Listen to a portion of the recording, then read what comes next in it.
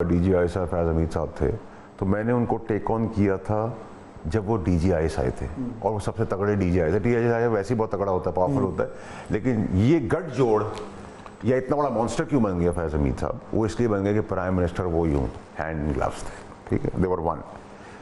دوسرا یہ کہ میری اندر کوئی کنوکشن تو اپنی جگہ کے اوپر ہے اور میں ہمیشہ سے کہتا تھا اس کا خون کہیں نہیں جائے گا, آپ دیکھیں گے 250 لوگ میرا مذاق اڑا رہے تھے, کچھ نہیں ہوتا.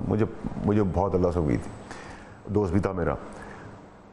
تو ایک مراد کا غائب ہو جانا, پھر مراد کا کنزیکٹو میں ٹویٹس کر رہا ہوں کہ وہ نہیں باہر آئے گا, کیونکہ مراد طوطے کی وہ جان ہے جس کی جو پکڑا گیا تو یہ دونوں پھانسی کے پھندے پہ چڑھ جائیں گے, فیض بھی اور خان صاحب بھی. کیوں؟ اس کا ریزن یہ ہے کہ ڈائریکٹلی اور انڈائریکٹلی خان صاحب نے اس کو پردہ ڈالا ہے. اگر میں یہ کہوں کہ میری انالیسز, میری انفارمیشن جتنے سال میں رہا, خان صاحب کو یہ تو پتا تھا 500% کہ کچھ بہت بڑا ہونے والا ہے پاکستان میں. میں سمجھتا ہوں ان کو شاید ہی نہیں پتا تھا کہ یہ قتل ہونے والا ہے, کیونکہ ان 4 کی کور کمیٹی کا حصہ میں بھی تھا.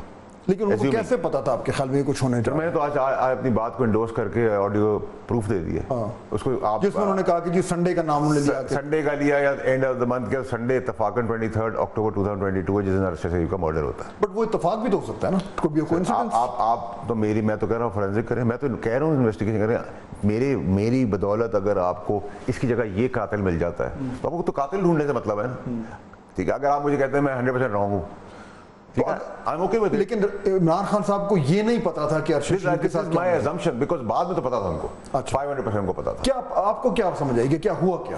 دیکھیں مجھے فواد صاحب آپ یہ بتائیں نا, یہ کیوس, یہ فیاسکو کا ریزن کیا تھا؟ کیا D G I S I general Nadeem Anjum sahab اور D G C Faisal Naseer sahab, ان دونوں نے چیف بننا تھا, یہ چیف کے رن میں تھے, یہ نہیں بن سکتے تھے, انہوں نے بننا ہی نہیں تھا. تو ان کا تو کوئی فائدہ نہیں ہے, فائدہ ایک ہی کا تھا, فیض کا, ٹھیک ہے. پہلے اس نے کیا اس کا فائدہ کیا, اس کا فائدہ کیا تھا؟ پہلے انہوں نے کرایا دھرنا, پروٹیسٹ کرایا, وہ فلاپ ہو گئے. پھر انہوں نے ارشد شریف کا قتل ہو گیا, اس میں آگ نہیں لگی پاکستان میں, اس کے خون سے آگ بجھی ہے. لیکن فیصل وہ آپ کیا ڈائریکٹلی کہہ رہے ہیں کہ آپ پھر سنتے ہیں, پھر یہ فلاپ ہو گیا تو انہوں نے فائرنگ کروا دی عمران خان کے اوپر. عمران خان کو فائرنگ میں کچھ ہو جاتا تو ماشاء اللہ ہو جاتا. بینیفیشری کون تھے؟ فیض حمید. تو جب یہ سب کچھ فیض حمید اتنی ڈائریکٹ چیز, یہ کس لیے کر رہے تھے ہم سارا کام؟ کیا پاکستان کی تقدیر بدل رہے تھے؟ ووٹ لینے کے لیے کر رہے تھے, جمہوریت کی آزادی کے لیے کر رہے تھے, میڈیا کی آزادی کے لیے کر رہے تھے, آئین و قانون کے لیے کر رہے تھے. ہم کہہ رہے تھے کہ چیف جنرل عاصم منیر صاحب چیف نہ بنے. آپ یہ کہہ رہے ہیں کہ ارشد شریف کے قتل کے پیچھے بھی فیض حمید صاحب ہیں, اور عمران خان صاحب کے اوپر جو حملہ ہوا تھا, اسیسینیشن اٹیمپٹ ہوا تھا, اس کے پیچھے بھی فیض حمید صاحب. میں خان صاحب کو یہ بول کے آیا تھا کہ جب یہ نہیں ہوگا تو آپ پہ گولی چلے گی, آپ کو مار دیں گے. میں بول کے آیا ہوں, میرا کانشیس بڑا کلیئر ہے. لیکن آپ نے کہا تھا کہ کون کرے گا یہ, میں نے کہا تھا, آپ نے فیض حمید صاحب کا نام لیا تھا. جب میں نے ان کو میسج بھیجا ناراضگی کے بعد, تو وہ میسج انہوں نے فیض حمید صاحب کا شیئر کیا, اور فیض حمید صاحب کے فون سے مجھے آیا وہ میسج. یعنی میں نے آپ کو میسج بھیجا, وہ میسج آپ نے ان کو بھیج دیا, انہوں نے فارورڈ کیا, انہوں نے آپ کو بھیجا. میں نے اس نے کہا تم نے کہا, میں نے کہا ہے.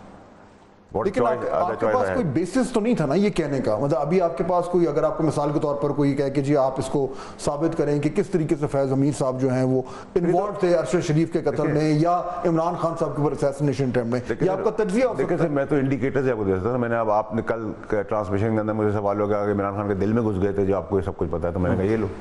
تو مجھ سے کوئی مانگے گا تو میں کہوں یہ لو, یہ لے لو, پھر یہ لے لو. اب میں آپ کے فون اپنا آپ کے شو پہ بیٹھا ہوں, اس اسٹوڈیو میں یہ بٹن دباؤں گا تو ایک کیفیت میں رہنے والا ہمٹی ڈمٹی ہے, اس کو پاکستان میں شکل دکھانے قابل نہیں رکھوں گا. لیکن میں گھٹیا سیاست نہیں کرتا, امورل سیاست میں کرتا نہیں ہوں.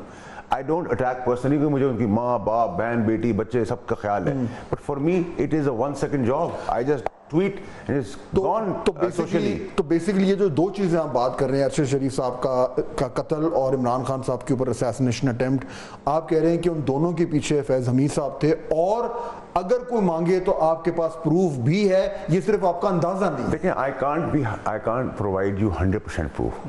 میں آپ کمرے تک تو لے جاؤں گا. اب یہ جو میں نے آج دی ہے audio, I think it's black and white. آپ فورینسک کرا لیں پوری دنیا کے اندر. If I am wrong put me behind the bars. میں اگر غلط شواہد دے رہا ہوں جیل میں ڈالیں, مجھے ثابت تو کریں نا میں غلط ہوں. جب میں کہہ رہا ہوں میں ارشد شریف کے جب وہ اس ملک سے گیا ہے اس کے میسیج ہے میرے پاس, کریں میرا فورینسک, مجھے تو کوئی ڈر نہیں ہے. اس میں سے ان میسیجز سے کیا ثابت ہوتا ہے؟ اس میسیجز کے اندر سب سے امپورٹنٹ چیز جو اس نے مجھے لکھی ہے وہ لکھی ہے کہ اس نے مجھے, میں آپ کو پڑھ دیتا ہوں تاکہ آپ کے لیے آسانی ہو, میں آپ کو لیٹر بھی بھیج دیتا ہوں, مجھے کوئی پرابلم نہیں. یہ بڑی آپ سر اس نے مجھے لکھا فائری قسم کی ایلیگیشن. دیکھیں سر میں ایلیگیشن نہیں کر رہا تھا سر, میری عادت نہیں الزام کرنے کی. دیکھیں سر اس نے مجھے کہا I didn't leave because of cases. First FIR against me was registered on May 19th. Then multiple FIR. But this network, how it was mobilized, is a different story. जो उसने मुझे दिया है थ्रेट अलर्ट, वो KP के government ने उसको issue किया और उसने मुझे भेजा है कि इस थ्रेट अलर्ट के बाद मैंने सोचा मैं निकल जाऊं. जब वो दुबई में था, जिस दिन वो निकल रहा था, उस दिन मेरी फोन बात हुई. विटनेसेस आपके मीडिया के लोग जो मेरे लिए तो झूठ नहीं बोलेंगे, वो they are not eating out of me. ठीक है, वो किस चीज के विटनेस हैं कि मेरी अरशद से फोन पे बात हुई थी. अच्छा, और उन्होंने क्या कहा? अरशद दुबई से मुझे कह रहा है कि मुझे फलाना आदमी कह निकल जाओ. फलाना आदमी फैज का पॉइंट ही था जो दुबई में अंडर कवर था. Satti, Arsalan Satti, if I am not wrong. ठीक है, उसको, लेकिन अगर आप मुझसे पूछे अरसलान सत्ती को पता था कि उसका कत्ल होना, तो मैं समझूंगा नहीं. मैं आपको कहूँगा नहीं, उसको नीड टू नो बेसिस भी ये बताया गया था इसको यहाँ से निकाल दो. ठीक है, but on the other line Arshad Sharif was talking to मुराद सईद.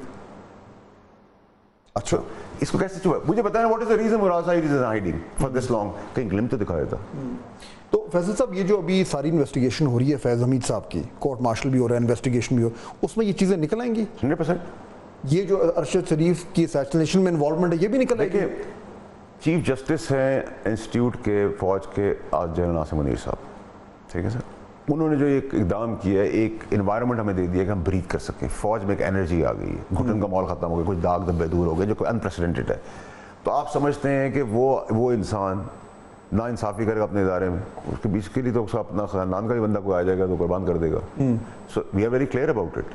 ठीक है, और उनकी पीछे हिस्ट्री चलती आ रही है. ठीक है, बट आप समझते हैं कि हम इसको यहाँ छोड़ दें, कि हम बात ना करें. किसी ने पहले, जैसे मैंने प्रेस कॉन्फ्रेंस की उस दिन तक तो वो एक्सीडेंटल आइडेंटिटी थी.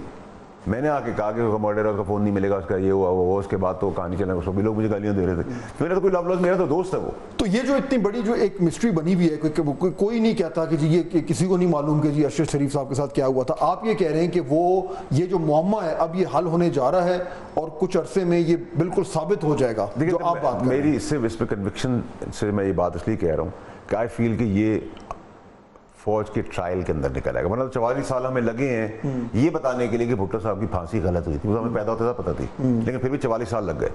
सो अगर आप उस रूट पे जाएंगे तो शायद 88 साल लग जाए. लेकिन अगर इस रूट पे गए और जाना पड़ेगा, तो निकल आएगा जल्दी. हाँ, बिल्कुल जाएंगे और होगा. और मेरी कन्विक्शन, मेरा फेथ लाइन ये है कि फैज हमीद साहब को सिर्फ और सिर्फ कोर्ट मार्शल नहीं होगा, सख्त सजा होगी. और आपको पता है बगावत की, गद्दारी की, कत्ल गारत की सज़ा क्या होती है. ठीक है, और जब अभी आप ये टाइम देखेंगे जब फैज़ हमीद साहब सब कुछ इमरान खान साहब पे डालेंगे, इमरान खान उन पे डालेंगे और चीज़ें बाहर निकलना शुरू हो गई हैं. ये कहाँ से निकल रही हैं?